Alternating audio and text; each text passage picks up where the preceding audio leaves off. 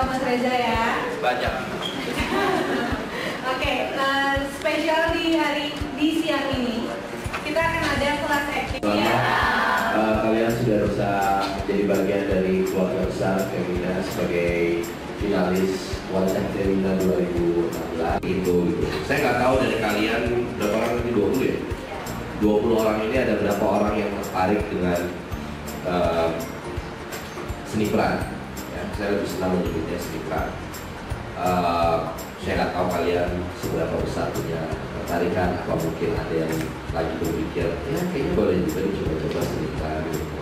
Melihat industri film di Indonesia sedang dalam kondisi yang cukup prima, punya banyak film Indonesia yang sukses di tahun ini, kemudian ini adalah tahun terbesar bagi insan film Indonesia juga gitu. Tapi yang jelas buat siapapun di antara kalian yang mungkin mau terjun ke dunia acting atau mau pursuing your career into acting career, buat saya satu hal yang paling penting adalah keseriusan. Seberapa jauh kalian mau betul-betul serius di bidang itu, karena acting is not a part-time job. There is no such thing acting. Whoever say that acting is a part-time job, he will never ever make it in this industry. Jadi siapapun itu yang merasa bahwa acting adalah pekerjaan sampingan atau ya it's a part-time job, mungkin mereka hanya bisa mencapai satu titik, ya setahun, 2 tahun, 3 tahun paling maksimal. Jadi it is a full-time job. Gak ada istilahnya kalian berbagi waktu, even sama pacar. Oke? Pacar pertamanya adalah seni peran. Jadi kalau kalian ini cowok-cowoknya, ya itu yang kedua. Silakan kalau kalian 3 dan 4 is okay. Itu esensinya seni peran. Jadi refleksi kehidupan, kemudian kalian perlu banget untuk peka sama lingkungan sekitar. Itu tuh pekerjaan dasar banget aktor. Kenapa harus peka sama lingkungan sekitar? Karena you never know what's gonna happen, right? Karena profesi ini adalah profesi yang dianggap mudah dan cepat untuk menaikkan popularitas, cepat menghasilkan uang dan lain-lain, sehingga itu dianggap it's easy to become a star.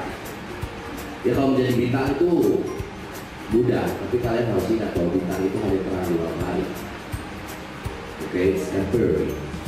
Tapi kalau jadi aktor itu seumur hidup. Jadi nggak ada istilah, nggak ada urusannya sama popularity lah, ya, populer atau tidak populer gitu. Banyak aktor di teater yang bagus tapi tidak populer, tapi mereka punya talenta yang baik gitu, sehingga mereka bisa jasanya sebagai seorang aktor itu dipakai. Dan saya mau nanya, kalau orang daerah itu kan biasanya punya logat masing-masing nih. Yeah. Kalau saya disuruh tentang lo harus ikutin logat Jakarta, mau nggak mau tuh. Gimana cara ngatasinya Kak? Atau mungkin dibalik, misalnya orang Jakarta yang disuruh jadi logat Bali kayak gitu kan, pasti kita harus belajar dulu lama kan, untuk mengenal logatnya tersebut. Bagaimana cara menghadapinya supaya kita bisa cepatlah untuk tahu. Jujur aja dari dapat teks ini saya tuh langsung siap nggak siap harus jadi orang Jakarta. Saya di sini saya juga dituntut jadi orang Jakarta. Padahal sehari-hari saya memang ya biasa orang Bali kayak gimana kan punya logat kayak Jogja di Jogja logat. Oke. Lucu kamu. Oke, gini ya, kalau masalah logat, buat saya itu namanya kekayaan, ya. Jadi buat saya tidak ada istilah orang daerah, oke, semua orang Indonesia, ya. Ini kan persoalan kesukuan. Jadi kalau kamu bertanya soal logat, tidak ada masalah sih. Tapi kalau kamu berkecimpung dalam dunia seni peran, tentu mungkin logat itu juga bisa menjadi faktor yang sangat menguntungkan. Kita nggak tahu film Indonesia mau syuting di Bali butuh pemain yang mungkin dari Bali, maka logat kamu akan dibutuhkan. Sebaliknya, kalau kamu di Jakarta, kemudian kamu main film atau main sinetron or even FTV, memang akan ada tuntutan-tuntutan untuk logatnya mungkin boleh agak diperhalus sedikit, tidak terlalu kental kedengarannya gitu, karena itu sangat Bali. Misalnya ada beberapa logat-logat beberapa daerah di wilayah Indonesia yang sangat spesifik, kita tidak langsung tahu gitu itu logat apa logat apa. Ibadah berdoa ya beda gue. Oke, kenapa saya minta kalian lakukan itu? Hal itu adalah terapi yang saya sering lakukan kalau saya mau masuk dalam sebuah set. Stop. Tarik nafas panjang dan tarik. Semakin keras. Semakin keras.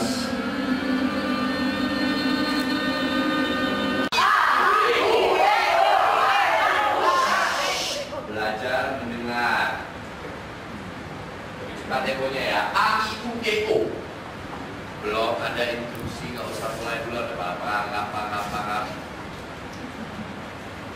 2, 3.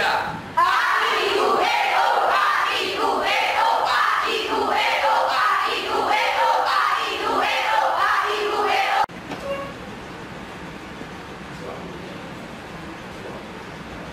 Rolling and action.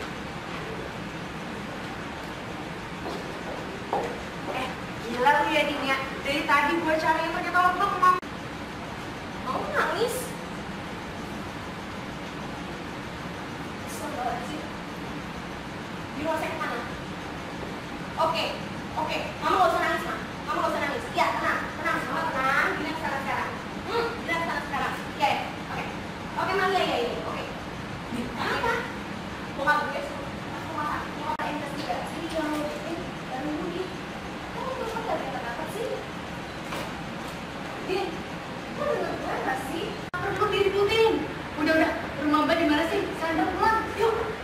Belum, gue pengen rumah itu untuk ikutin mobil itu. Jadi nyetir aja, jangan repot-repot urusin masalah gue deh, Kak. Loh, kok berhenti, Pak? Mobilnya udah makin jauh, nanti kita ketinggalan. Mbak, silakan turun sini deh. Saya nggak mau jadi bagian drama hidup orang lain. Kurang ajar ya lo. Kalau kayak gini caranya gue nggak mau bayar. Ya nggak apa-apa Mbak, nggak bayar. Saya ikhlas. Anggap aja sedekah. Adalah saya bisa melihat bagian beberapa variasi dari karakter kalian masing-masing. So congratulations, it means ngobrol-ngobrol kita tadi sebelumnya it works. Yay. Jadi yang paling penting ya, aktor itu double genre. Jadi bukan sebutan dua cewek maka harus aktris cowok harus aktor, enggak. Itu profesi, jadi sah-sah aja.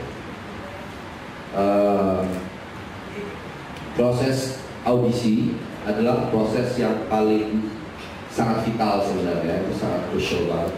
Penting sekali datang ke sebuah audisi film, sinetron atau program TV. Most of it itu lebih ke film sebenarnya sih. Kalau sinetron saya jarang. Ya artinya castingnya mungkin polanya udah beda karena itu syutingnya cepet banget ya, setiap hari satu episode. Kalau film mungkin lama persiapan yang panjang, proses castingnya agak berbeda. Kalian minimal akan diberikan script dulu.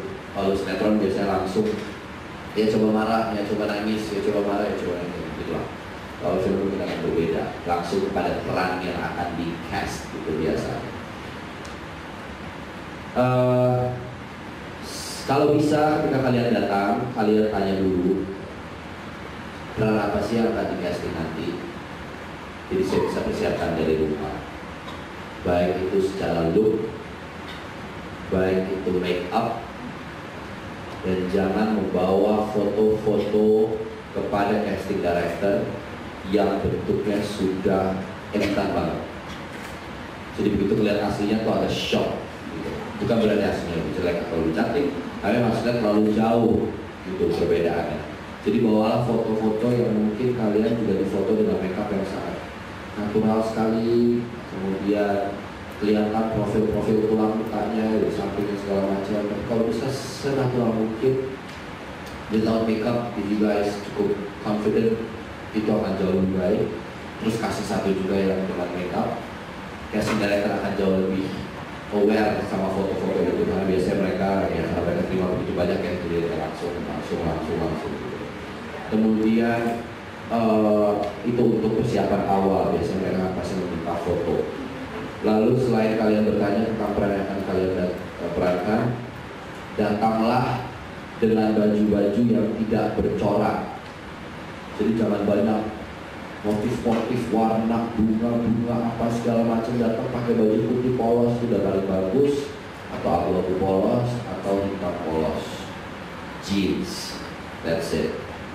Kalau mereka bilang, oh iya kalau kita mau casting kita butuh peran untuk jadi penari misalnya gitu ya, penari ronggeng misalnya gitu.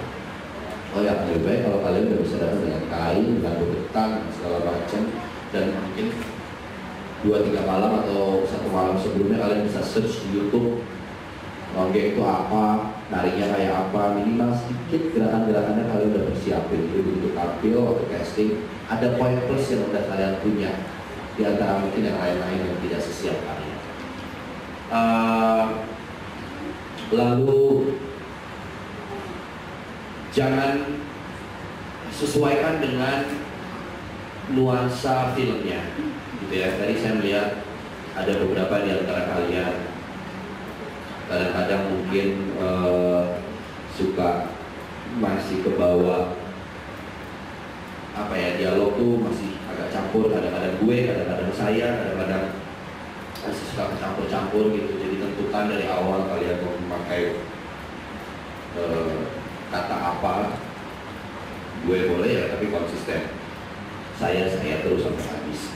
Saya kamu ya saya kamu sampai habis. Jadi kalau bisa sih sebenarnya jangan terlalu banyak berubah-ubah. Gitu. Lalu jangan menunggu untuk di-hire oleh manajemen manapun, jangan menunggu di-hire oleh ya manajer siapapun itu atau agency.